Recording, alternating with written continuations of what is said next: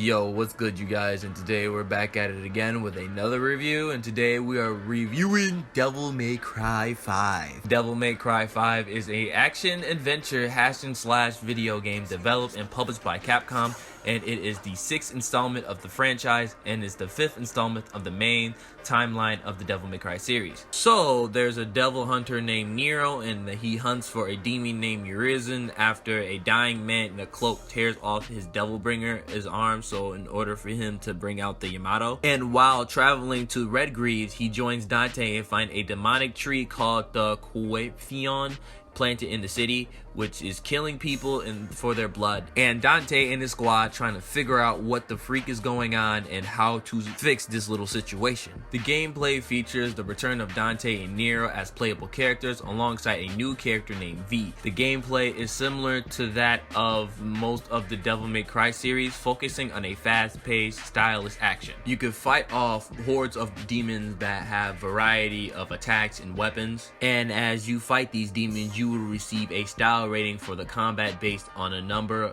of factors such as move variety, length and combos, and dodging attacks. The game's soundtrack, which is good by the way, it could change based on the player's performance in combat. Every time you interact with the mechanic Nico or find a statue, you can buy new abilities for each of those characters. But like in previous games, you are only forced to play one character per mission. And despite the single player campaign, there is a Bloody Palace mode where most of you guys can face off multiple types of demons in a single area. And also there are literally secret missions that you have to literally look for throughout the world. They're usually like in like weird symbols and markings. You have to place and look for those markings, and that's the only way to technically activate the secret missions. I haven't really encountered most of the secret missions very much because they're well hidden, and when you do find those secret missions, they're really challenging as hell. And I'm not gonna go over each of those characters themselves, is because each character got their own unique play style and mechanics.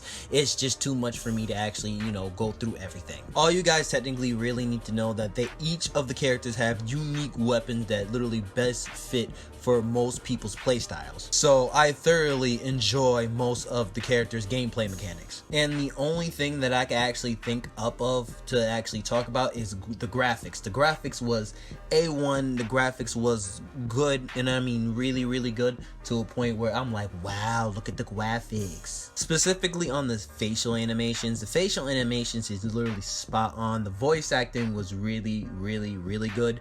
And the whole environment is just really fantastic. So other than that, I guess that we could hop on to the overview. So on the positive side of things, I love the plot of the game.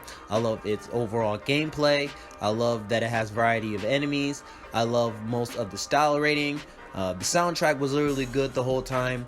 I love its Bloody Palace mode. I love most of the secret missions. They're really challenging. And graphically, the game is fantastic, and the environment as well. And surprisingly, I have no negatives to say about the game. The game is really good and is really well placed out. The game should be on most platforms, so PS4, Xbox One, and PC. And if you get the game digitally, it should be about $59.99. But if you look through your local stores, it should be about $27, maybe $24, or probably about $30 at most. The lowest one that I can actually look up is at GameStop. On GameStop, you could get a new copy for like $20. But other than that, is this game really worth your money and time?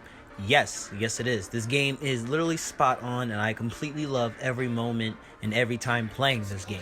So I really highly advise you to buy this game. So that is my review. If you like this review, please don't forget to like, comment, and subscribe to the channel if you haven't subscribed to the channel yet. I do reviews, videos, PvP matches, streams, and more. And if you haven't yet, please don't forget to follow me on my Facebook page and my Twitch account, because I might stream on those platforms as well. Everything should be in the description box below. Peace.